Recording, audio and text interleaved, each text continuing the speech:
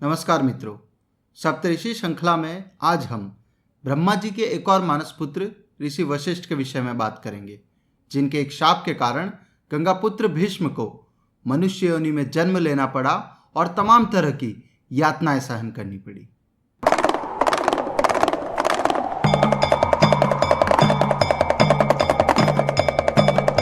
मित्रों, हम बता चुके हैं कि वशिष्ठ एक वैदिक ऋषि एवं सप्तऋषि हैं और सप्तऋषि के तौर पर उनका नाम रामायण, महाभारत एवं पुराण आदि ग्रंथों में मिलता है। विष्णु पुराण में इन्हें प्रथम मनु स्वयंभू एवं सातवें मनु वयस्वत के मनवंतर में सप्तऋषि बताया गया है। कहा जाता है कि जब ब्रह्मा जी ने ऋषि वशिष्ठ को सूर्यवंशी राजाओं का पुरोहित बनने की आज्ञा दी, तब इन्होंने थोड़ी हिचकिचाहट अनुभव की थी, किंतु जब ब्रह्मा जी ने बताया कि इसी वंश में आगे जाकर भगवान श्री राम का जन्म होने वाला है, तब ऋषि वशिष्ठ ने यह कार्य स्वीकार कर लिया था। ऋषि वशिष्ठ ने ही महाराज भगीरथ को प्रोत्साहन दिया था, जिस कारण से वे गंगा को पृथ्वी पर लाने में सफल हुए थे। जब महाराज दिलीप संतानविहीन होने के कारण दुखी रहने लगे, तब ऋषि वशिष्ठ ने ही नंदिनी गो की सेवा विधि बताकर रघु जैसे पुत्र रत्न का दान दिया था। रामायण में वर्णन मिलता है कि ऋषि वशिष्ठ ने ही राजा दशरथ को पुत्र प्राप्ति के लिए पुत्र कामेष्टि यज्ञ करने का सुझाव दिया था और श्री राम द्वारा राक्षसों के नाश के लिए जब महाराज दशरथ ने स्पष्ट रूप से विश्वामित्र को ना कह दिया था, तब ऋषि वशिष्ठ ने ही दशरथ को समझाया और फिर उन्होंने श्री राम को विश्वामित्र के साथ जाने की अनुमति दी थी। राजन, शंका मत करो, राम को इनके चरणों में समर्पित कर दो, इसी में सबका कल्याण है। स्कंद पुराण में इस बात का वर्णन मिलता है कि श्री राम के समक्ष गंगा, नर्मदा एवं विभिन्न तीर्थों की महिमा का वर्णन ऋषि वशिष्ठ ने ही किया था और यह वर्णन सुनने के तुरंत बाद श्री राम ने तीर्थ यात्रा के लिए प्रस्थान भी किया था। इसी प्रकार महाभारत में भी उल्लेख मिलता है कि देवव्रत अर्थात गंगापुत्र भीष्म को वेद वेदांग की शिक्षा ऋषि वशिष्ठ से ही प्राप्त हुई थी। मित्रों, हिंदू धर्म ग्रंथों में ऋषि वशिष्ठ की दो पत्नियों का उल्लेख मिलता है। एक प्रजापति दक्ष की पुत्री ऊर्जा और दूसरी मेधातिथि की पुत्री अरुंधति। शिव पुराण में उल्लेख मिलता है कि संध्या ब्रह्मा जी की एक मानस पुत्री थी और उसने तपस्या करके अपने शरीर को त्याग दिया था। बाद में वह मुनिश्रेष्ठ मेधातिथि की पुत्री होकर अरुंधति के नाम से विख्यात हुई और ब्रह्मा, विष्णु और महेश्वर के कहने पर उसने श्रेष्ठ महात्मा ऐसे ऋषि वशिष्ठ को अपना पति चुना और आगे वह एक श्रेष्ठ पतिव्रता नारी के रूप में भी विख्यात हुई थी। कूर्म पुराण में उल्लेख मिलता है कि ऋषि वशिष्ठ को अरुंधति से शक्ति नामक पुत्र प्राप्त हुआ था। आगे शक्ति के पुत्र पराशर हुए, जो कि श्री संपन्न, सर्वज्ञ तथा तपस्वियों में श्रेष्ठ थे। आगे उन्होंने कृष्ण द्वैपायन नामक एक अप्रतिम एवं शक्ति संपन्न पुत्र को प्राप्त किया, जिन्हें हम वेद व्यास के नाम से अधिक जानते हैं। जी हाँ, वही व्यास जो कि महाभारत के रचयिता हैं और सही अर्थों में कुरुवंश को बचाने वाले भी वही हैं। मित्रों, हिंदू धर्म ग्रंथों में जगह जगह वसुओं का उल्लेख मिलता है। इन वसुओं को इंद्र एवं भगवान विष्णु के रक्षक देव के रूप में बताया जाता है। इनकी संख्या 8 है, इसलिए इन्हें अष्टवसु भी कहा जाता है। एक समय ये सभी वसु महर्षि वशिष्ठ के आश्रम के समीप रमण कर रहे थे। तभी इन वसुओं की दृष्टि महर्षि के आश्रम में विहार कर रही नंदिनी गौ पर पड़ी। वसुगण इस सुंदर गौ को देखकर बड़े ही प्रसन्न हो गए। ध्यो नामक वसु की पत्नी ने इस दिव्य गौ को पाने की इच्छा प्रकट की और ध्यो ने अपने भाइयों की सहायता से नंदिनी का हरण कर लिया। कुछ समय बाद जब ऋषि वशिष्ठ अपने आश्रम पहुंचे तो अपनी गौ को वहां नहीं पाकर बड़े ही चिंतित हो गए। उन्होंने अपनी दिव्य दृष्टि से देख लिया कि वसुओं ने ही उनकी गौ का अपहरण किया है। तब क्रोध में आकर महर्षि ने वसुओं को श्राप दिया कि 8 वसुओं को मनुष्य योनि में जन्म लेना होगा। ये जानकर सभी वसु पुनः वशिष्ठ ऋषि के आश्रम में आए और महर्षि से क्षमा याचना करने लगे। तब मुनि वशिष्ठ ने कहा कि आप सभी वसु प्रतिवर्ष एक एक करके श्राप से मुक्त हो जाओगे, किंतु यह ध्यो जिसके कारण आप सभी को श्राप मिला है, वह मनुष्य लोक में अपने कर्मानुसार दीर्घ काल तक निवास करेंगे और वहां की यातनाएं भी भोगेंगे। साथ ही उन्होंने कहा कि यह ध्यो धर्मात्मा तथा शास्त्रों में निपुण विद्वान होंगे, यह पिता के प्रिय होंगे एवं उनके हित में तत्पर रहकर स्त्री संबंधी सभी भोगों का परित्याग कर देंगे और मनुष्य लोक में संतान की उत्पत्ति नहीं करेंगे।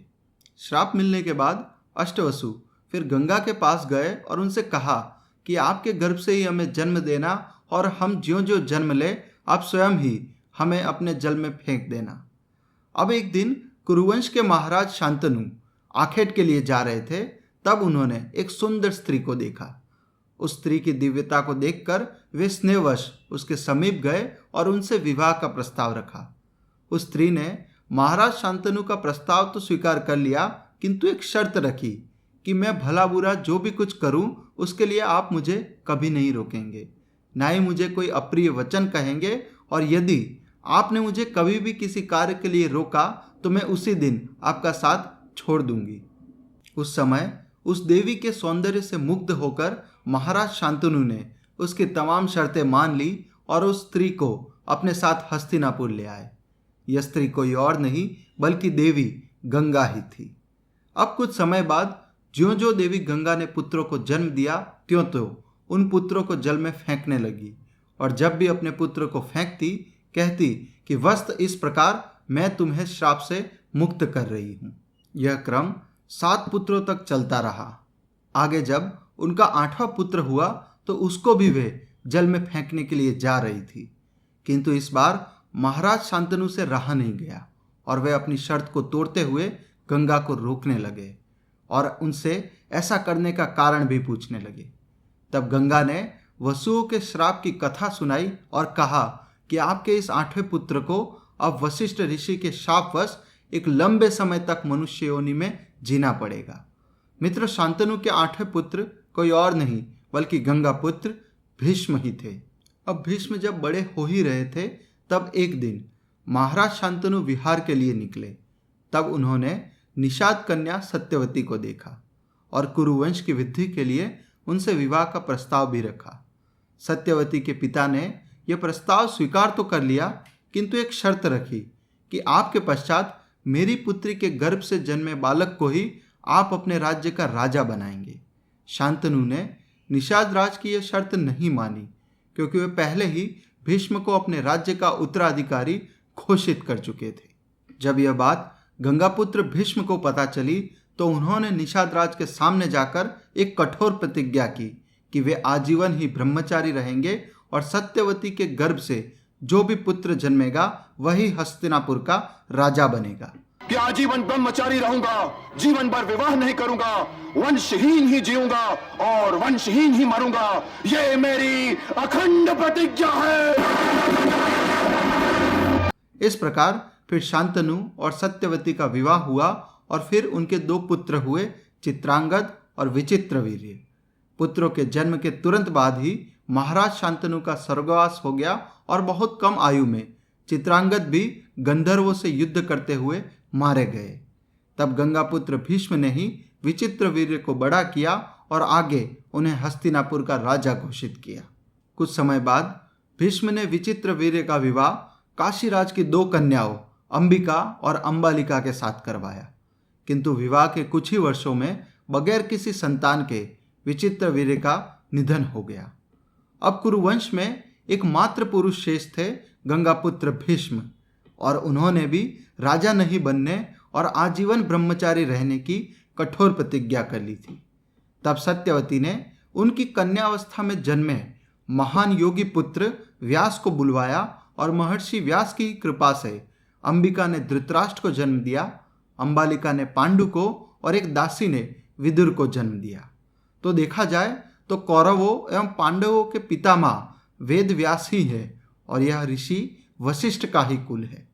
अब यहाँ आपको प्रश्न हो रहा होगा कि वेदव्यास सत्यवती के पुत्र कैसे हुए और कन्यावस्था में इस पुत्र के जन्म की कथा क्या है। तो वेदव्यास के जन्म की कथा कुछ इस प्रकार है कि ऋषि वशिष्ठ के पौत्र पराशर भी सत्यवती की कन्यावस्था में उनसे मिले थे और उनसे कहा था कि तुम्हारे कंधों पर भारतवर्ष के इतिहास का भारी बोझ पड़ने वाला है, इसलिए इसके योग्य बनना तुम्हारा कर्तव्य है और इसीलिए तुम्हारे गर्भ से ज्ञान का एक अंकुर फूटना अति आवश्यक है। इस प्रकार सत्यवती ने कन्यावस्था में जिस पुत्र को जन्म दिया वह महान योगी महर्षि व्यास थे। वे द्वैपायन के नाम से भी विख्यात हैं और रंग सावला होने के कारण उन्हें लोग कृष्ण भी कहते हैं। उन्होंने ही वेदों के ज्ञान का विस्तार किया और आगे वे वेद व्यास कहलाए। वेद व्यास के कारण ही कुरुवंश आगे बढ़ा और आगे की कथा हम सभी जानते हैं। कहा जाता है कि स्वयं भगवान शंकर ने वेद व्यास के पुत्र के रूप में जन्म लिया, जिन्हें हम शुकदेव के नाम से जानते हैं, और फिर उनके भूरिश्रवा, प्रभु, शंभु, कृष्ण तथा गौर नाम के 5 तेजस्वी पुत्र हुए। साथ ही कीर्तिमती नामक एक कन्या भी हुई जो कि योग माता और व्रतपरायण थी। शुकदेव जी महाराज बहुत ही कम आयु में ब्रह्मलीन हो गए थे। कहा जाता है कि जहाँ वे ब्रह्मलीन हुए थे वर्तमान में वह जगह हरियाणा के कैथल में है।